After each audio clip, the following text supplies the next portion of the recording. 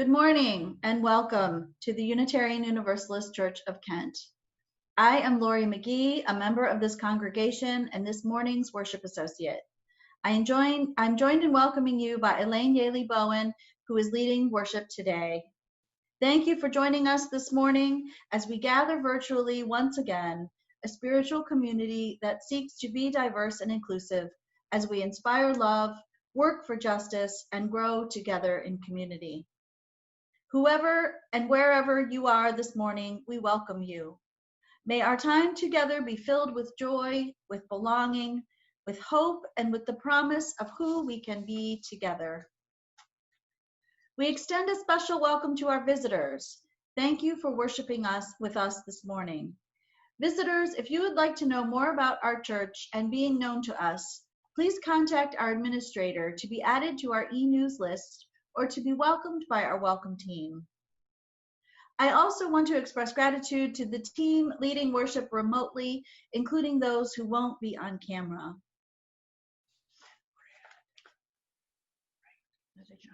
Once again, we bid you welcome.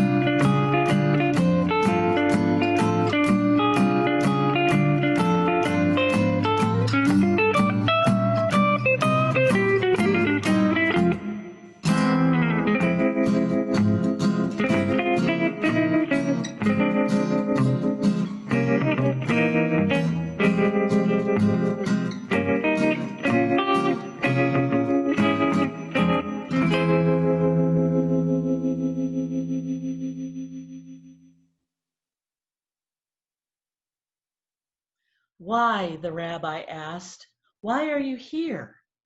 I answered that question last August at Temple Israel in Akron when I attended the first of 3 free Wednesday night sessions that were called A Taste of Judaism. The most obvious and simple answer to that question was curiosity. I've always been curious about Judaism, and it was not something I felt I could learn from a book.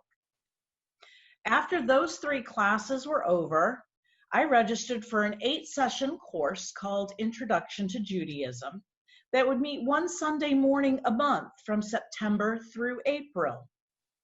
Yes, it was still curiosity, but also something deeper that I needed to understand and reconcile from my past. I grew up in a conservative Catholic home in Massachusetts. My father was, and still is, a racist, a homophobe, and anti-Semitic. I clearly remember hearing the derogatory remarks and comments about those rich Jewish doctors, lawyers, and bankers who lived in the wealthy part of town near the hospital whenever we were driving in that area.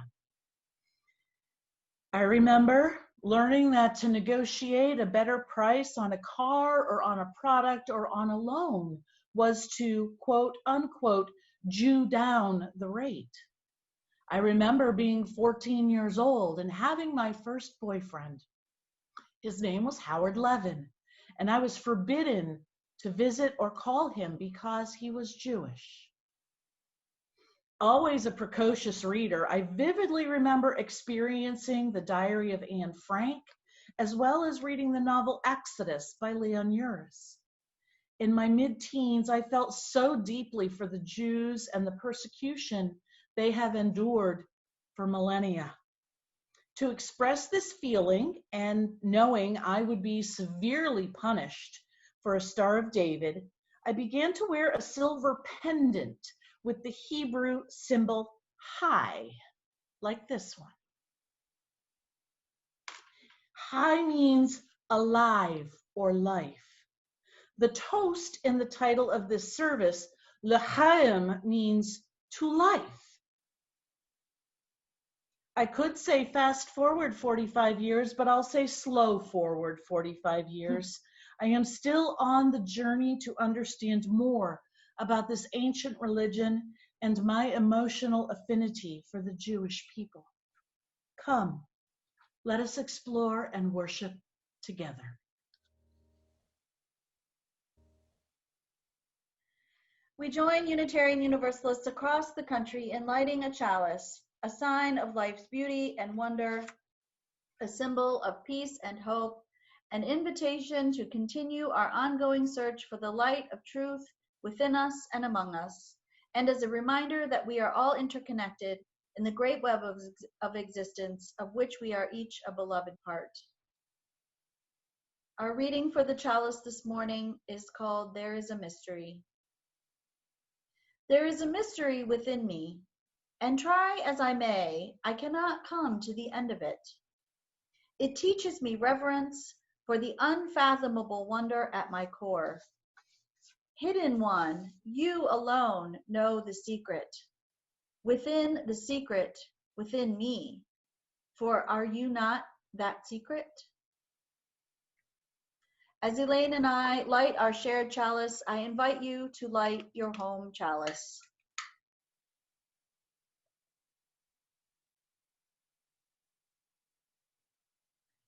Will you join me now in the words for our covenant, which will be on the screen? Love is the spirit of this church, and service its law. This is our great covenant, to dwell together in peace, to seek the truth in love, and to help one another.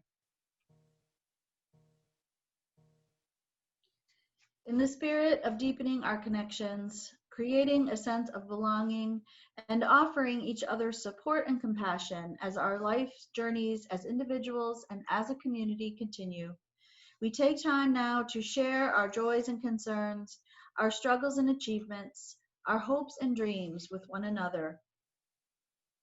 Will you please now use the chat box to share your joys and concerns, and I will read aloud for those who are listening on the phone. Anne shares that she is thinking of Cheryl Cohn's friends and family after Cheryl's passing. The Waltz family expresses concern for a family member dealing with mental illness, drug addiction, and now homelessness. Jen May sends healing thoughts for Bobby Sanders, Lois's business partner, recovering from a fall. Marion shares that her coworker Candace, a single mother, was diagnosed with COVID on Thursday. Brad shares that he is thinking of Larry Cole, also recovering from a fall. Shayna shares the joy that her father turned 89 yesterday. Jill would like to send positive vibes to her friend Val, who has been exposed to COVID by her son. PR shares that her daughter Callie is scheduled for labor and delivery on Tuesday. This is both a joy and a concern. Sending love to all of them. Saul and Kathy celebrated 9 years together as a family last week. Jill is holding Jan and Harry Noden in her heart and all of our hearts during this difficult time in their lives. Marion has a joy that she was able to take a few Girl Scouts on a hike yesterday, many of whom have not seen each other since school closed. Let's take a few moments now of silence to hold all that we've heard in our hearts and minds and to honor our connections with one another and the spirit of life itself.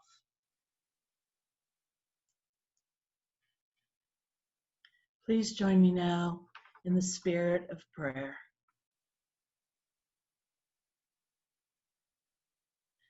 Spirit of Chaim and Shalom, be with us this day. There is so much happening in our lives. There are deep felt concerns for life that is leaving because of the virus. There is life coming with birth this week. There is sadness at passing. There is joy at the becoming for children, their parents, for families of all types, for our elders. This is indeed a difficult time. It's a difficult time in our nation. There is division. There is violence. There is frank hate. May we find the courage. May we find the strength.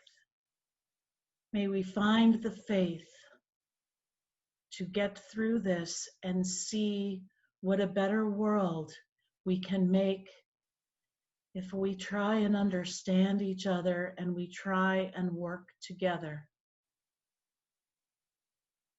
We channel the spirit of John Lewis today, a great, great American, an amazing human being whose prayer for us would be, let us find common ground, and in doing so, may we make good trouble and may we fight the good fight so that all of us may have equality and shalom.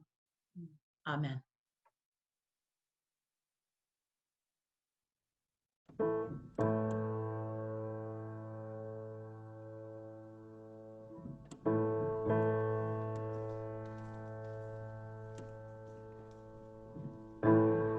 Deep peace of the running wave to you. Deep peace of the flowing air to you. Deep peace of the quiet earth to you. Deep peace of the gentle night to you.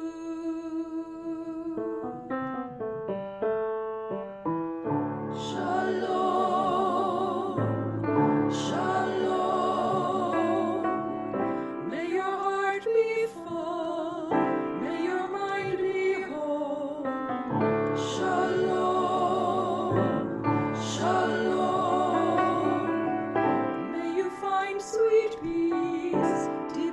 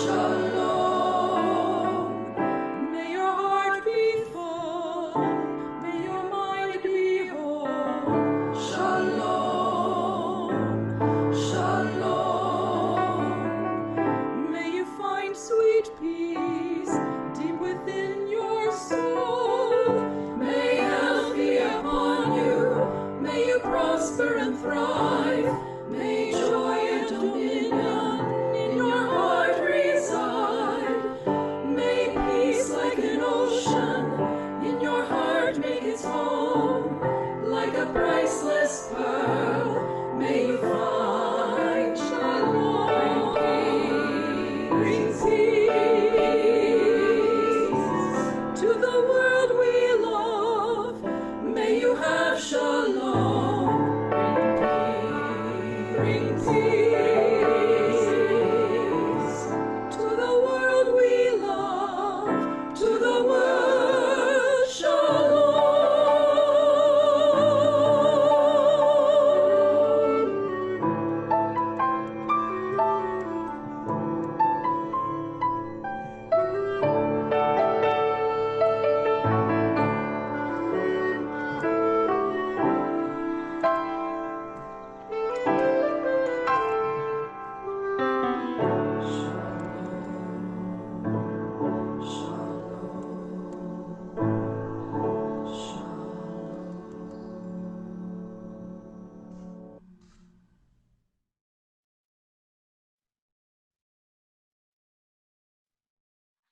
Hello, friends.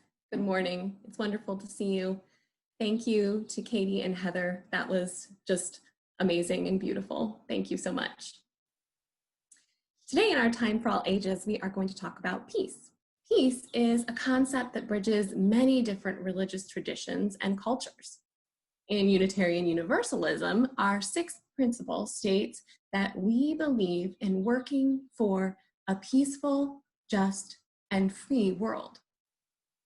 Because peace is so universal, many different languages have a word for it. So I have some examples of words for peace in other languages. I'm going to say each word twice so you can repeat it after me if you'd like. In Sanskrit, it's shanti, shanti. In Japanese, it's heiwa, heiwa. In Spanish, it's paz, paz. In Farsi, it's soul, soul. In Arabic, it's salam, salam.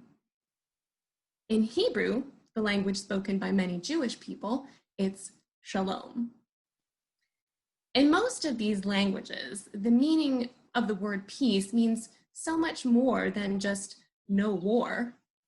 In Judaism, for example, peace means wholeness. That means wholeness of the world, the family, and of each person. So, how do we make our world and our families and ourselves feel whole? What a big question. I have a book I want to share with you that has so many good answers to these questions. It's called The Peace Book, and it's by Todd Parr. But I did something a little different. Instead of using the illustrations from the book, I want to show you pictures from our beloved community to illustrate the different ideas. I hope you enjoy it. Oh, and these photos are by Brad Bolton. The Peace Book by Todd Parr, photos by Brad Bolton. Peace is making new friends. Peace is keeping the water blue for all the fish. Peace is listening to different kinds of music. Peace is saying you're sorry when you hurt someone. Peace is helping your neighbor.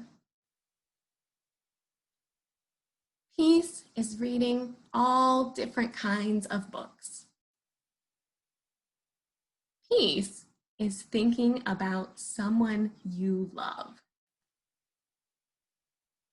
Peace is giving shoes to someone who needs them. Peace is planting a tree. Peace is sharing a meal. Peace is wearing different clothes. Peace is watching it snow. Peace is keeping the streets or the kitchen clean. Peace is offering to hug a friend. Peace is everyone having a home, even a church home. Peace is growing a garden. Peace is taking a nap. Peace is learning another language, like the language of dance. Peace is having enough pizza or cake pops in the world for everyone. Peace is keeping someone warm. Peace is new babies being born and dedicated. Peace is being free. Peace is traveling to different places. Peace is wishing on a star. Peace is being who you are. Peace is being different, feeling good about yourself, and helping others. The world is a better place because of you. Love, Todd, and Amanda, and Brad.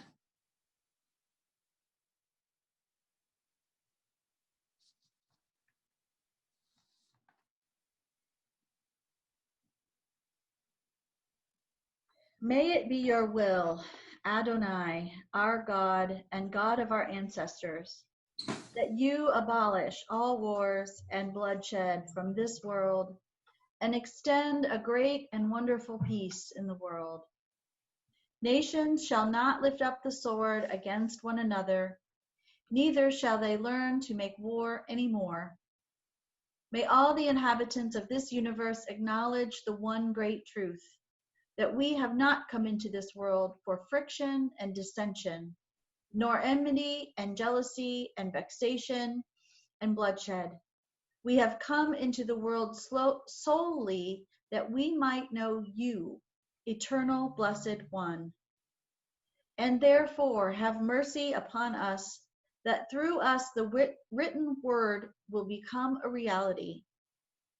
And I shall grant peace in the land, and you shall lie down untroubled by anyone.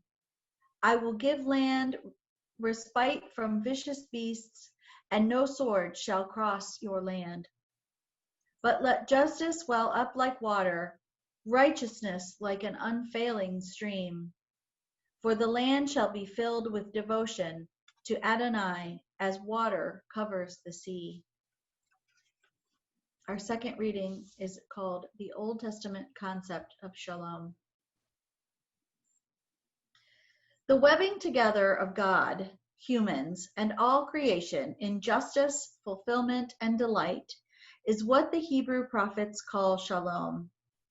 We call it peace, but it means far more than mere peace of mind or a ceasefire between enemies. In the Bible, Shalom means universal flourishing, wholeness or completeness, and delight.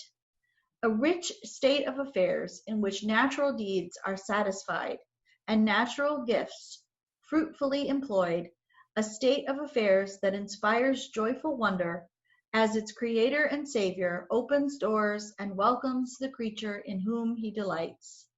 Shalom, in other words, is the way things ought to be.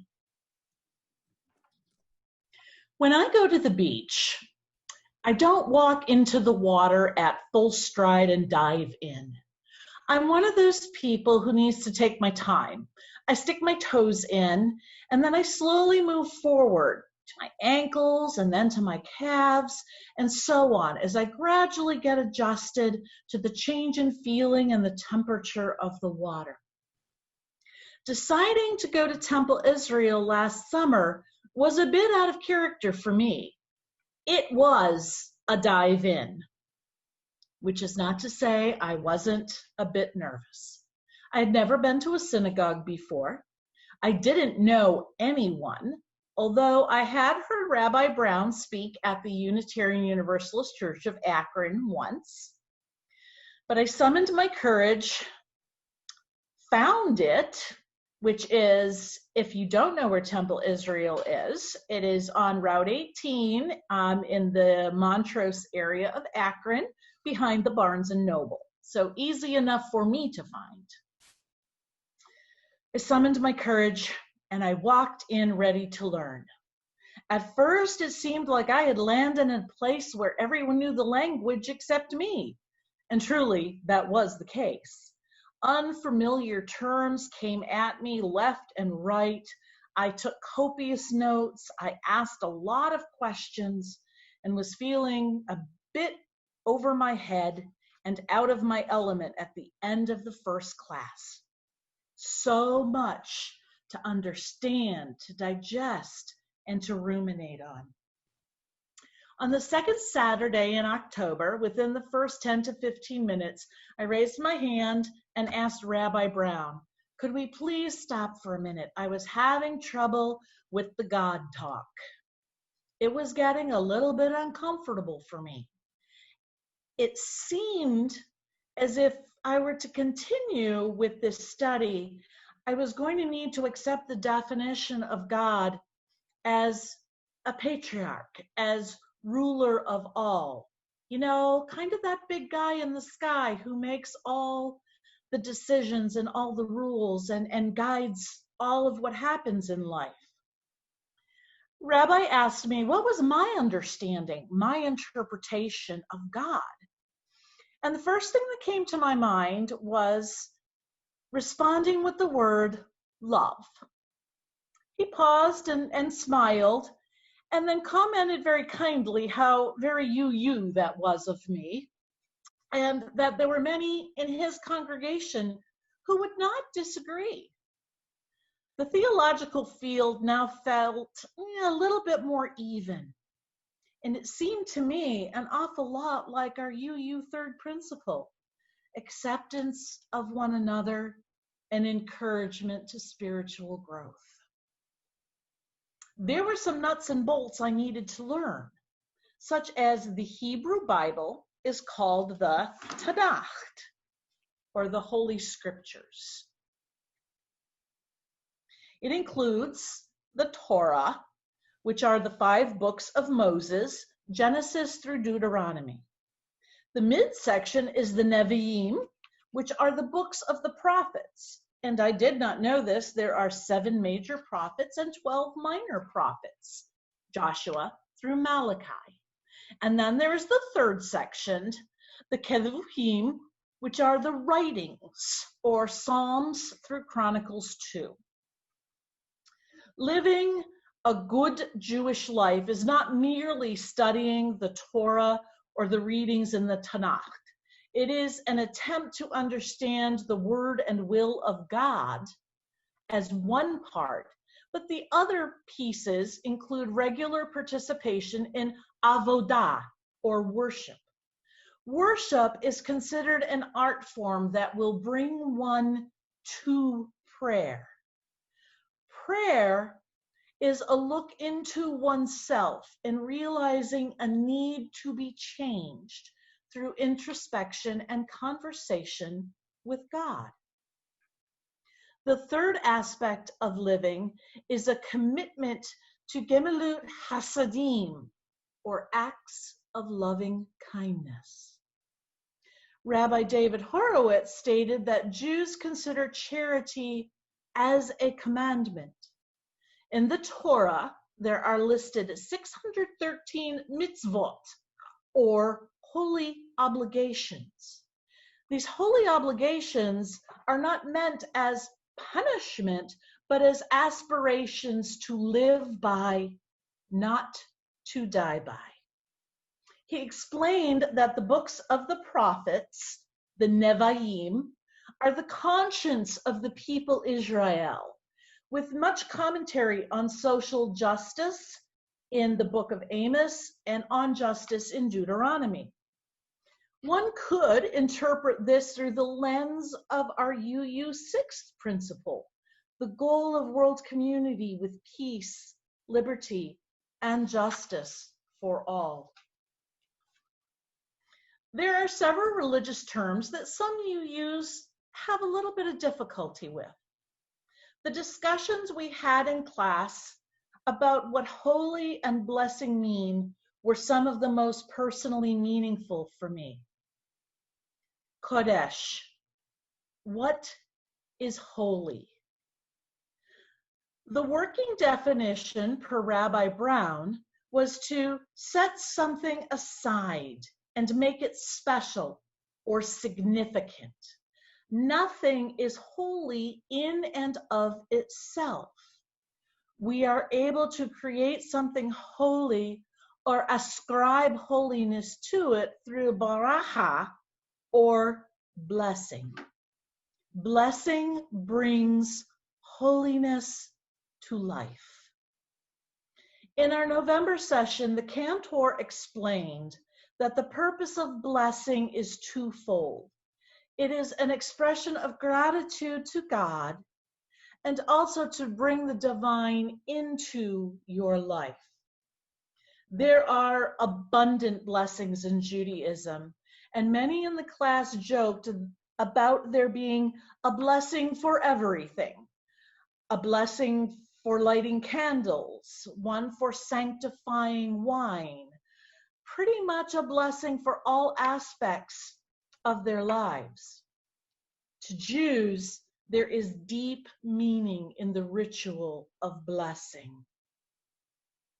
Another ritual of significance is Shabbat, or Sabbath.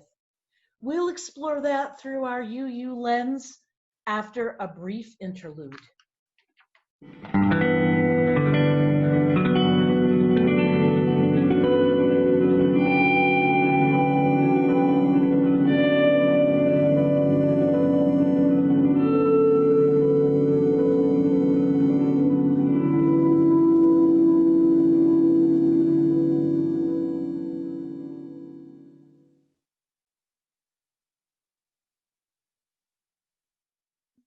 Genesis 2, 1 through 3 is the passage in the Bible in which God has blessed the seventh day and made it holy because his work to create the world has ceased.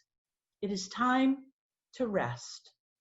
Sabbath or Shabbat for Jews signifies the end of the week. It is understood to begin when the first 3 stars are seen in the sky at sundown on Friday and ends 25 hours later, Saturday evening. There are many rules for strict Orthodox observance of Shabbat that Reform Jews do not take as binding, or per Rabbi Brown, they are a suggestion.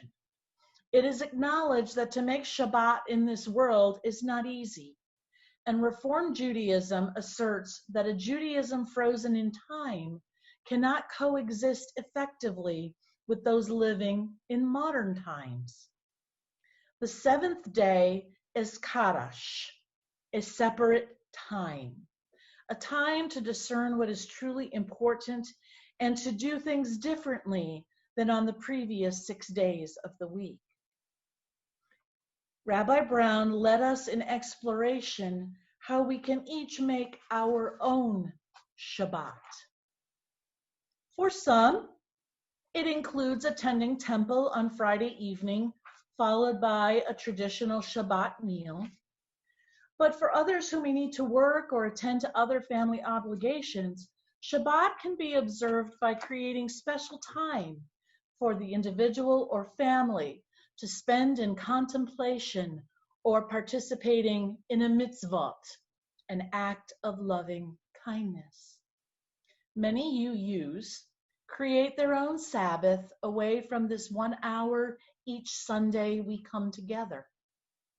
We may commune with nature, meditate, practice yoga, garden, sing or play music.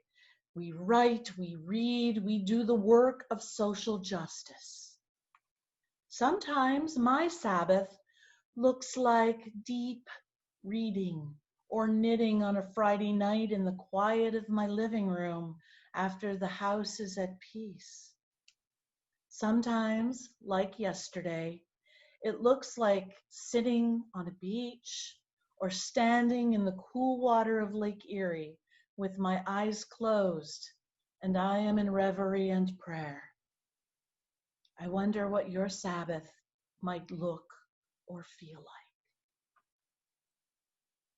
My hope is that through your Sabbath and living into what you discern is truly important, you will reach Shalom. The easiest definition, as Amanda taught us, of Shalom is peace. For many of us, it can be interpreted as an absence of war or conflict. But true biblical Shalom refers to an inward sense of completeness or wholeness. It is a universal flourishing, joyful wonder and delight. As in our second reading by Cornelius Plantinga, Shalom, in other words, is the way things ought to be. We know only too well that the way things ought to be is not always how they are, and we need to work at them. We need to create Shalom not only in ourselves, but in our world. If you are curious, as I was, I invite you to a website called reformjudaism.com. You might think, as I do, that much of the language and beliefs are familiar to you. The parallels to Unitarian Universalism are striking. Quote, Tikkun Olam, the repair of our world, is a hallmark of Reform Judaism as we strive to bring about a world of justice, wholeness, and compassion, unquote. Sounds an awful lot like several of our guiding principles, yes? Reform Jews are committed to the ongoing work of pursuing justice, to inclusion, not exclusion, by embracing the concept of audacious hospitality, which we refer to as radical hospitality, welcoming persons and families of all color, creed, ability, sexuality, and gender expression. It sounds familiar and very comfortable to me. I was unable to complete the last 2 classes in March and April due to the pandemic, and that was disappointing because there's much more to learn. I know that when Temple Israel reopens, I will be watching for more opportunities to connect with their open and welcoming community and attend Shabbat services on occasion. Once it is safe to reopen our physical sanctuary, I hope we will invite Rabbi Joshua Brown to share with us his insights on our connections as people of faith and how we may work together for Shalom. One of the first questions I was asked when I told people I was taking the classes was, "Are you going to convert?" My answer then, as now, is no. I am a devout and faithful UU to my core, but I will never stop reading and learning about Judaism, nor will I ever stop fighting the scourge of anti-Semitism in our world. It is one way that I can help create Shalom. May it be so. Amen. Blessed be. Shalom. Kristen Collins says, we give to remind ourselves how many gifts we have to offer. We give to remind ourselves that we are a part of something bigger than ourselves. We give because we believe in music, love, beauty, and a sacred space where we can all belong. We give with the faith that together we have enough. Our congregations thrive because each of you believe in music, love, beauty, and sacred space. In spite of the need for physical distancing, we are strong as a community and able to be together virtually for worship, for community, for shared ministry. This and all our important work is supported by each of you through the gifts of your time, your talents, and your generous financial donations. We thank you. We now give and receive the offering as a sign of our shared commitment to the life and work of this congregation and beyond.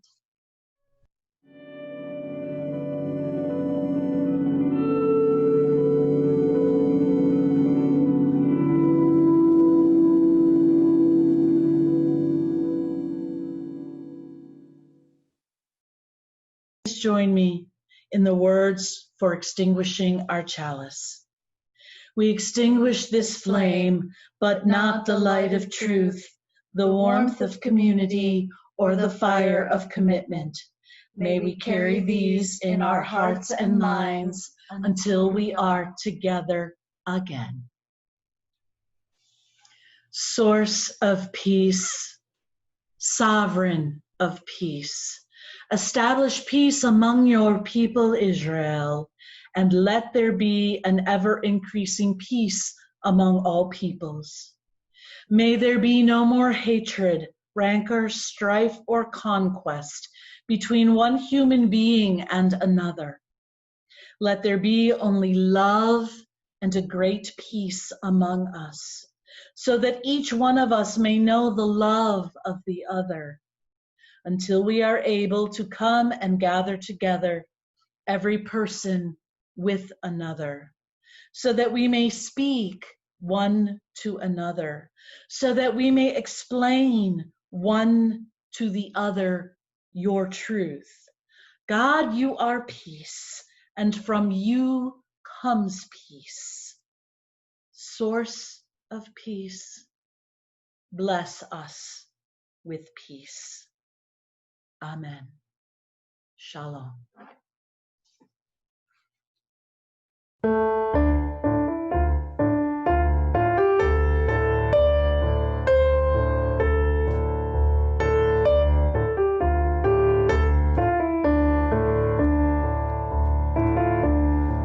Shalom havarim, shalom havarim, shalom, shalom. Lahitraot, lahitraot, shalom, shalom. Shalom havarim, shalom havarim, shalom, havarim, shalom, havarim, shalom, lahitraot, lahitraot, lahitraot. Shalom, havarim, shalom, havarim, shalom, havarim, shalom, lahitraot, lahitraot, lahitraot. Shalom, havarim, shalom, havarim, shalom, havarim, shalom,